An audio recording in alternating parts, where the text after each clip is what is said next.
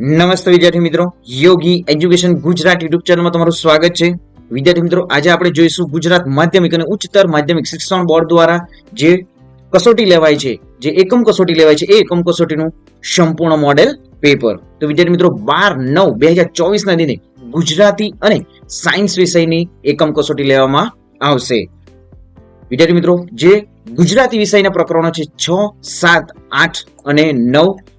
છઠ્ઠું પ્રકરણ છે લોહીની સગાઈ, સાતમું પ્રકરણ છે કામ કરે જીતે, આઠમું પ્રકરણ છે છાલ છોતરા અને ગોટલા, નવમું પ્રકરણ છે પુત્રવધુનું સ્વાગત. વિદ્યાર્થી મિત્રો, જે પણ વિદ્યાર્થી મિત્રોનું સાયન્સ વિષયની જે એકમ કસોટીનું મોડેલ પેપર જોવાનું બાકી હોય તો વિદ્યાર્થી મિત્રો, આપણી યુટ્યુબ ચેનલ પર સાયન્સ વિષયનું પણ જે મોડેલ પેપર મૂકી દેવામાં આવ્યું છે. તો વિદ્યાર્થી મિત્રો, સાયન્સનું પણ મોડેલ પેપર જોઈ લેવું જોઈએ. આપણે ગુજરાતી વિષયમાં પૂછાનારા 4 પ્રકરણો જે છે એ પ્રકરણોનો સાહિત્ય પ્રકાર અને સાહિત્યકાર. તો અહીં લોહીની સગાઈ જે છે એ સાહિત્ય પ્રકાર છે ટૂંકી વાર્તા, સાહિત્યકાર છે ઈશ્વર પેટલીકર. સાતમું ચેપ્ટર છે કામ કરે જીતે, સાહિત્ય પ્રકાર જે છે ગીત કાવ્ય છે અને સાહિત્યકાર છે નાથાલાલ દવે. આઠમું ચેપ્ટર છે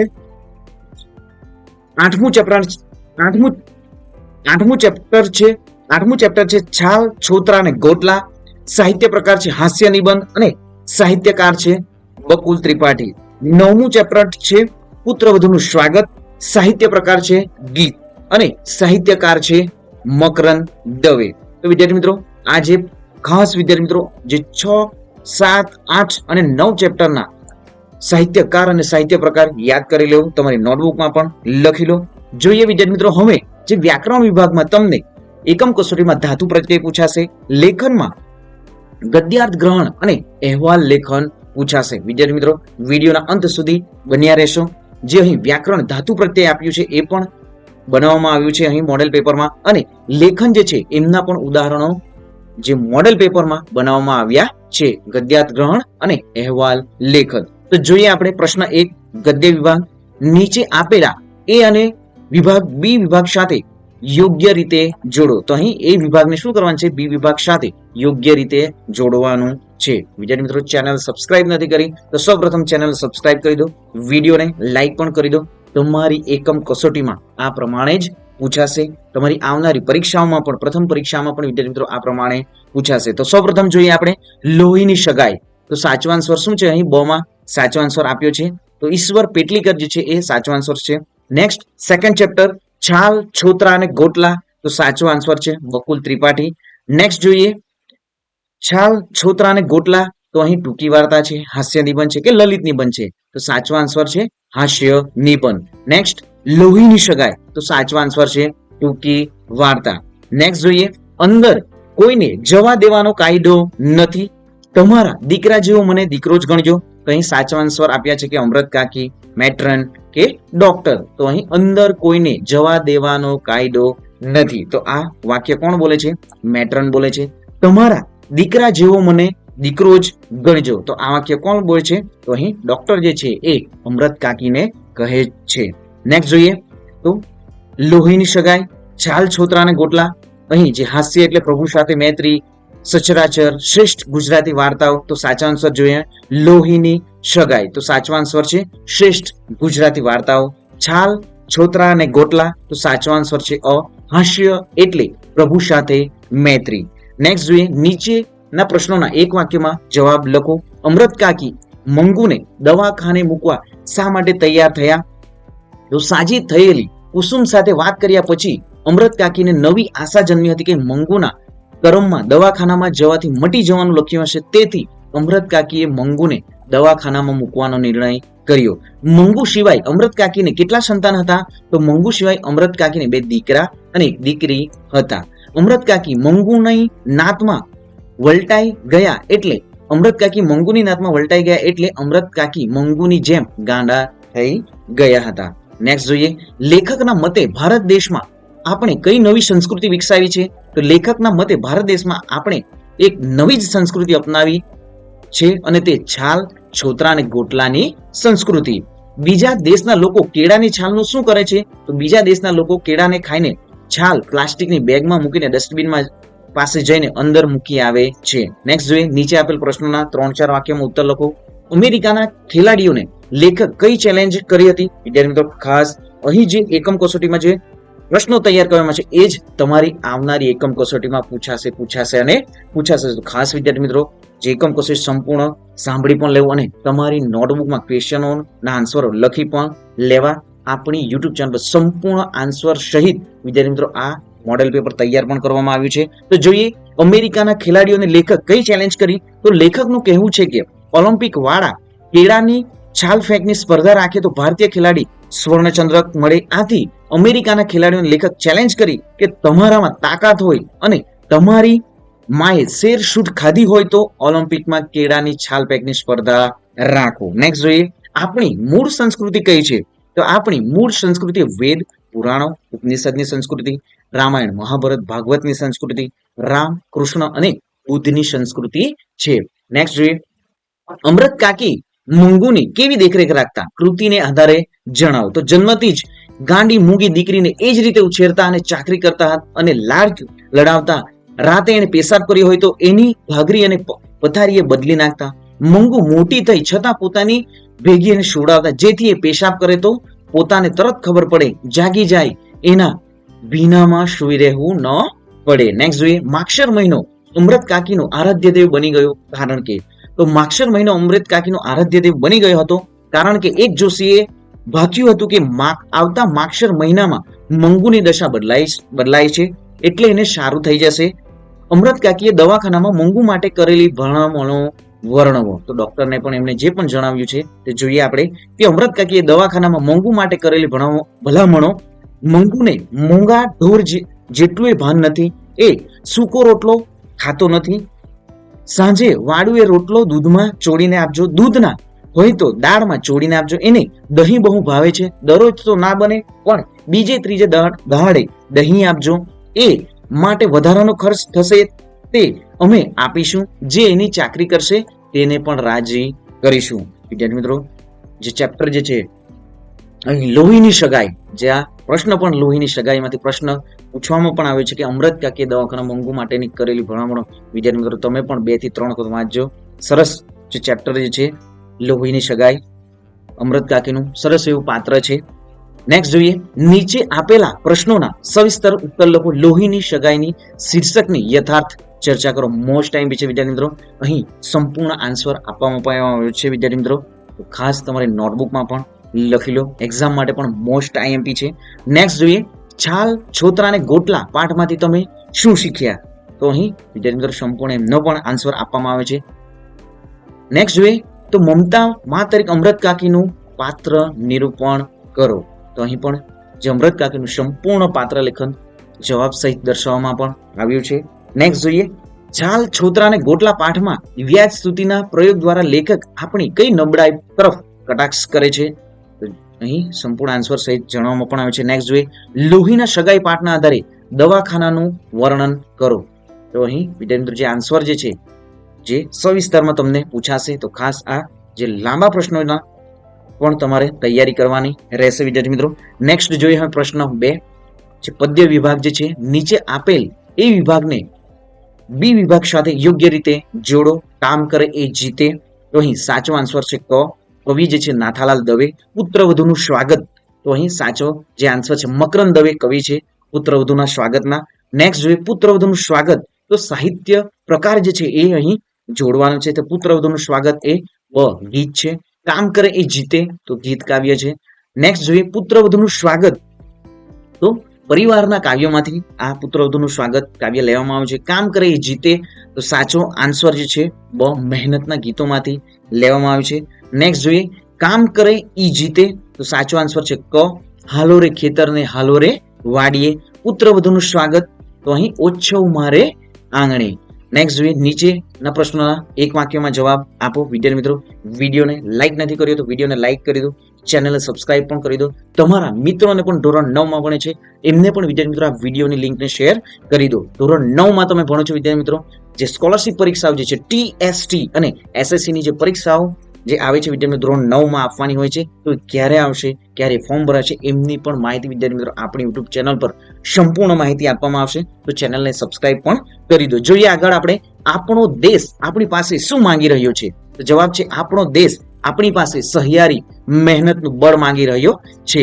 સેકન્ડ, કવિને કોના જોરે દુનિયાને બદલવી છે? તો જવાબ છે કવિને પરિશ્રમ અને પાવલાના બળે દુનિયાને બદલવી છે. કવિ શેના ગીત બુલંદ અવાજે ગાવાનું કહે છે? તો કવિ માનવીની મહેનતના ગીત પ્રેમપૂર્વક બુલંદ અવાજે ગાવાનું કહે છે. કવિ પુત્રવધુને કોની સાથે સરખાવે છે? તો કવિ પુત્રવધુને લક્ષ્મીજી સાથે સરખાવે છે. કવિ પુત્રવધુને ઘરનું શું બનાવી અદ્ભુત ગૌરવ કરે છે? તો કવિ પુત્રવધુને ઘરનું છત્ર અને છાંયડી ગણાવી અદ્ભુત ગૌરવ કરે છે. નીચે આપેલા પ્રશ્નના 3-4 વાક્યમાં ઉત્તર લખો. 2 ગુણના છે. કામ કરે જીતે કાવ્યમાં માલમ શબ્દ શા માટે પ્રયોજવામાં આવ્યો છે? તો માલમ એટલે વહાણમાંનો હિસાબ રાખનાર નાવિક, વહાણને દોરનાર. અહીં કાવ્યમાં દેશને દિશા આપનાર તરીકે માલમ શબ્દ પ્રયોજવામાં આવ્યો છે.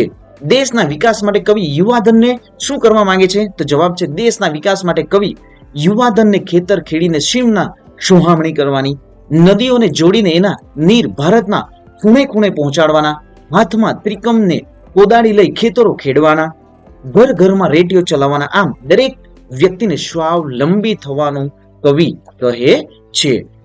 નેક્સ્ટ થર્ડ ક્વેશ્ચન જોઈએ. ઘરની અડવી ભીતો હવે શણગારથી કેમ શોભવા લાગી? તો ઘરની ભીતોને પુત્રવધુની આંગળીનો સ્પર્શ થયો એટલે ઘરની ભીતો આજ સુધી સૂની હતી, પરંતુ હવે પુત્રવધુની આંગળીઓનો સ્પર્શ થતાં જ ભીતોએ જાણે સૌંદર્યના શણગાર સજ્યા હોય એમ શોભી ઉઠી. પુત્રવધુના આગમનની એટલી પ્રબળ અસર પડી કે નિર્જીવ વસ્તુઓને પણ જાણે પ્રાણ પુરાયા, ઘરનું વાતાવરણ જીવંત બની ગયું. નેક્સ્ટ જોઈએ. કવિની દ્રષ્ટિએ પુત્રવધુનું મૂલ્ય શું છે? તો જવાબ છે અહીં તો પુત્રવધુ કુટુંબની આંતરું જાળવનારી છે, એ ઘરની છાંયડી છે. એની હાજરીમાં કુટુંબીજનો શીતળ છાયા સમી શાંતિ અનુભવે છે.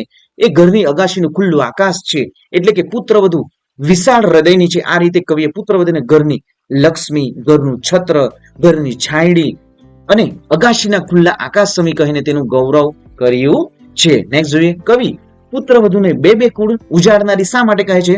તો કવિ પુત્રવધુને બે કુળ ઉજાડનારી કહે છે કારણ કે પુત્રવધુ સાસરીને પોતાનું કુટુંબ સમજી તેને આબરૂની ઢાંકણ બનીને રહે છે. એ સૌને માટે શીતળ છાંયડી જેવી છે.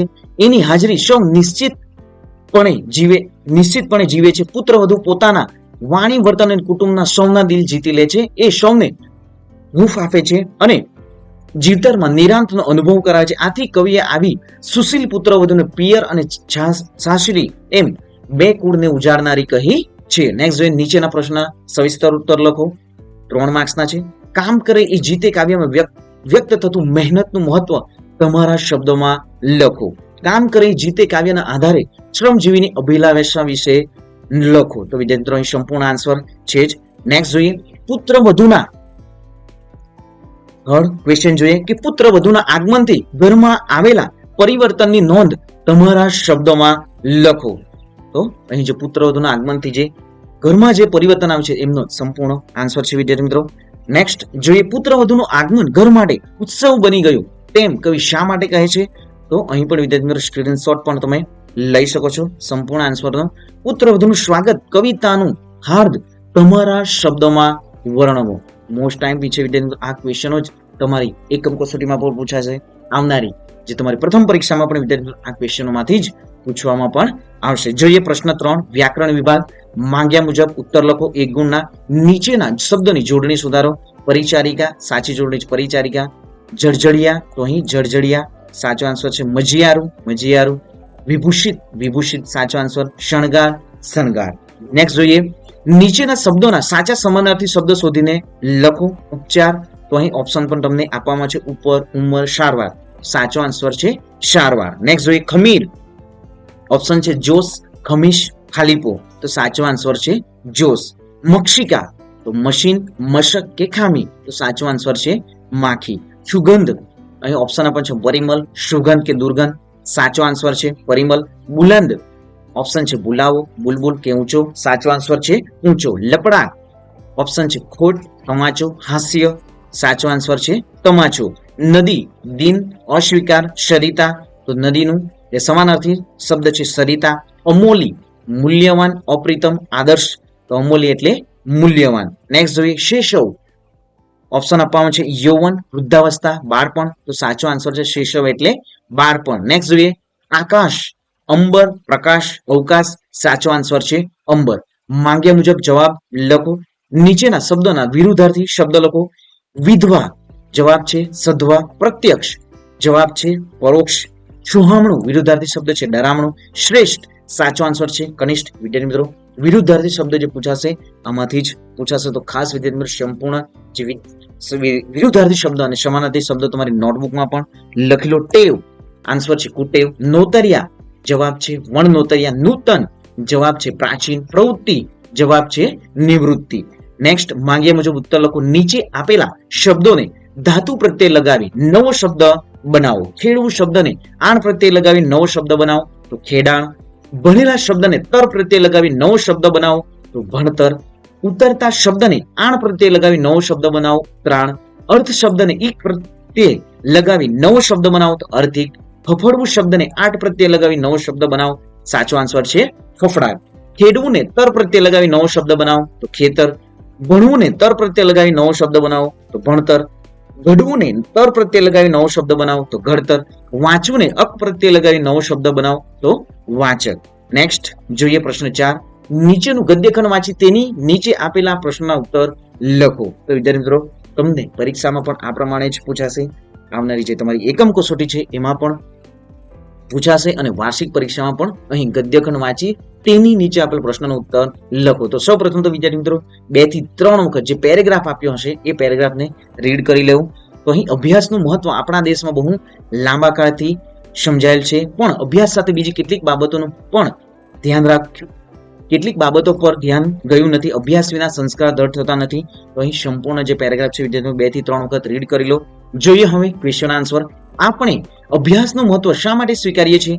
સંસ્કાર કઈ રીતે દ્રઢ કરી શકાય છે? ભયથી કે લાલચથી પાડેલી ટેવો ક્યારે નાશ પામે છે? અને શીર્ષક આપો. તો અહીં પણ વિદ્યાર્થીઓ સંપૂર્ણ આન્સર છે. તો જોઈએ કે આપણે અભ્યાસનું મહત્વ શા માટે સ્વીકારીએ છીએ. તો આપણને સમજાયું કે અભ્યાસ વિના સંસ્કાર દ્રઢ થતા નથી, તેથી આપણને અભ્યાસનું મહત્વ સ્વીકારીએ છીએ. સંસ્કાર કઈ રીતે દ્રઢ કરી શકાય છે? તો સંસ્કારનું દૃઢીકરણ અભ્યાસથી કરી શકાય છે. 11મો ક્વેશ્ચન. ભયથી કે લાલચથી પાડેલી ટેવો ક્યારે નાશ પામે છે? તો ભયથી કે લાલચથી પાડેલી ટેવોમાંથી જ્યારે વિશ્વાસ ઉઠી જાય છે ત્યારે તે ટેવો નાશ પામે છે. નેક્સ્ટ જોઈએ શીર્ષક આપો. તો અભ્યાસનું મહત્વ. નેક્સ્ટ જોઈએ નીચે આપેલા વિષય પર આશરે 100 શબ્દોમાં અહેવાલ લખો. અહીં તમારી શાળામાં ઉજવાયેલા સ્વાતંત્ર્ય દિન ઉજવણીનો અહેવાલ 100 શબ્દમાં લખો. તો સૌપ્રથમ તો વિદ્યાર્થીઓ તારીખ લખવાની રહેશે. અહીં સંપૂર્ણ આન્સર જે છે એ તમે જોઈ શકો છો. આ પ્રમાણે જ તમારી એક્ઝામમાં પણ પૂછાશે. તો ખાસ વિદ્યાર્થી મિત્રો તમારે નોટબુકમાં પણ લખી લેવું વિદ્યાર્થી મિત્રો. અને સંપૂર્ણ જે પીડીએફ જે છે વિદ્યાર્થી મિત્રો એ આપણી ટેલિગ્રામ ચેનલમાં તમને ફ્રીમાં મળી જશે. તો વિદ્યાર્થી મિત્રો ટેલિગ્રામ ચેનલમાં પણ જોડાઈ જાઓ. નેક્સ્ટ જોઈએ નીચે આપેલ વિષય પર મુદ્દા આધારિત આશરે 150 શબ્દોમાં નિબંધ લખો. અહીં જનનીની જોડ સખી નહીં જડેલો મોસ્ટ ટાઈમ વિદ્યાર્થી મિત્રો જે જનનીની જોડ સખી તેમાં એ પ્રમાણ પણ તમને પૂછાઈ શકે. તો ખાસ વિદ્યાર્થી મિત્રો જે આ જે 3-4 જે મહત્વના નિબંધો છે આઈએમપી નિબંધો છે એ તમારે નોટબુકમાં પણ લખી લઉં. વર્ષા ઋતુ છે, જનનીની જોડ સખી નહીં જડે રે રોલ. નેક્સ્ટ જે અહીં બીજા પણ વિદ્યાર્થી મિત્રો નિબંધો આપવામાં આવ્યા છે. તો પુરુષાર્થ એ જ પારસમણી, સ્વચ્છતા ત્યાં પ્રભુતા, મોબાઈલના લાભાલાભ, મધ્યમ વર્ગની મુશ્કેલીઓ. તો વિદ્યાર્થી મિત્રો આ સંપૂર્ણ મોડેલ પેપર 2 થી 3 વખત સાંભળી લો અને તમારી નોટબુકમાં પણ લખી લો. વિડીયોને વિદ્યાર્થી મિત્રો લાઈક કરી દો, ચેનલને સબસ્ક્રાઇબ કરી દો અને તમારા મિત્રોને પણ વિદ્યાર્થી મિત્રો ચેનલની લિંકને શેર કરી દો.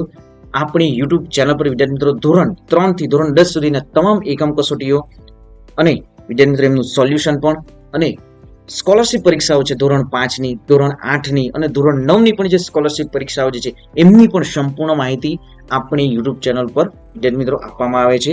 તો વિદ્યાર્થી મિત્રો ચેનલ સબસ્ક્રાઇબ કરી દો, વિડીયોને લાઈક પણ કરી દો. મળીશું વિદ્યાર્થી મિત્રો નેક્સ્ટ વિડીયોમાં નવી જ્ઞાન નવી માહિતી સાથે. જય હિન્દ વિદ્યાર્થી મિત્રો, જય જય ગરવી ગુજરાત.